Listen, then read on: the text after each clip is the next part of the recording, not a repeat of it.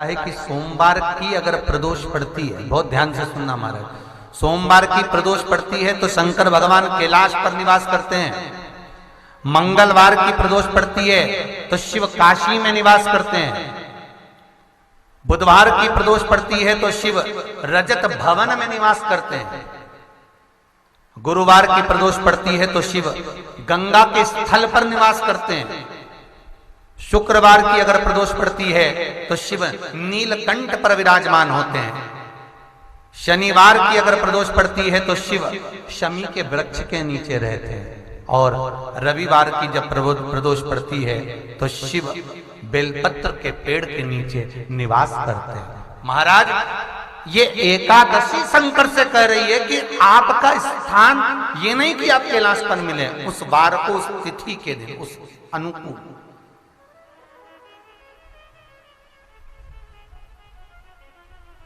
हमारे यहां कहते हैं सोमवार की जो प्रदोष पड़ती है वो इच्छा पूर्ति करती है।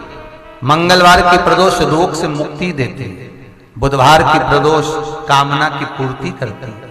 गुरुवार की प्रदोष शत्रुओं का नाश करती है। शुक्रवार की प्रदोष सुख और शांति देती है।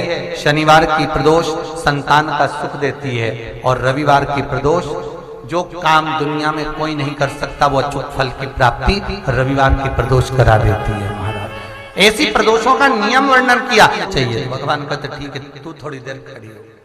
एकादशी सम्मुख खड़ी हुई।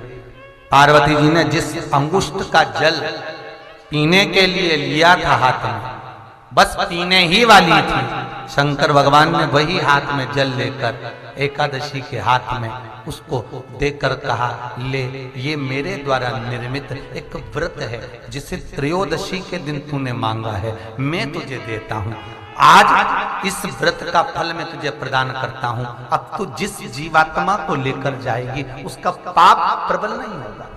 किसी स्त्री, पुरुष, बालक, बुजुर्ग जो भी होगा जिसने प्रदोष का व्रत करा होगा वो जीवात्मा को तू किसी फल की कामना से नहीं स्वतः ही लेकर चली जाए। उसमें कोई कामना नहीं है। बन सके जीवन में 11 प्रदोष या 26 प्रदोष करने के बाद आप उसका उद्यापन कर विराम भी दे सकते।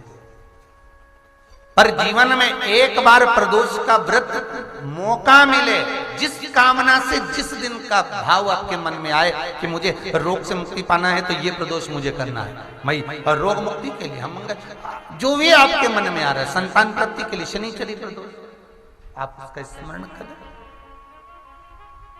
फिर लिखा शिव महापुराण में, बड़ा सुंदर लिखा वेदव्यास जी ने, मान लो आप प्रदोष का व्रत नहीं कर सकते,